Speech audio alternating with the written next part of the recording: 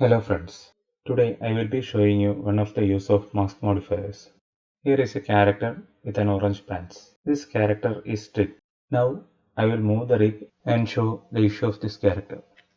You can clearly see that the body is penetrating through the cloth, which is not ideal. Let's see how we can fix this. We can hide the pants model for the time being. Now select the body mesh. Then go to the vertex panel and create a new group by clicking the plus button. Tab into the edit mode. Select the vertices and then assign to the newly created vertex group. Rename the group to your liking. I am renaming it as mask. You can see that we missed few vertices. Select and add that to the mask group as well. You can add or remove vertices anytime you need from the vertex group. Now tab back to the object mode. Select the body mesh and go to the modifier panel. If you are currently not on that panel, click the wrench icon. Then click on the add modifier.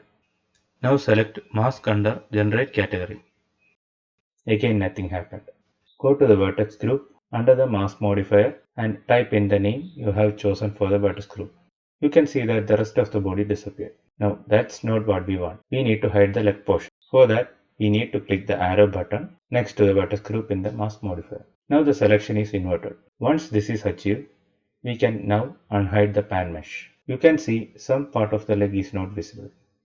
We can easily fix this by tabbing into edit mode and then go to the vertex group and select the vertices that need to be removed from the group and then click remove button just below the vertex group panel. Now tab back to the object mode. Let's unhide the pan mesh again. Now select the armature, go into the pose mode by pressing Ctrl plus tab and let's move the leg and see if the issue is fixed. Now the penetration is clear. Thank you for watching.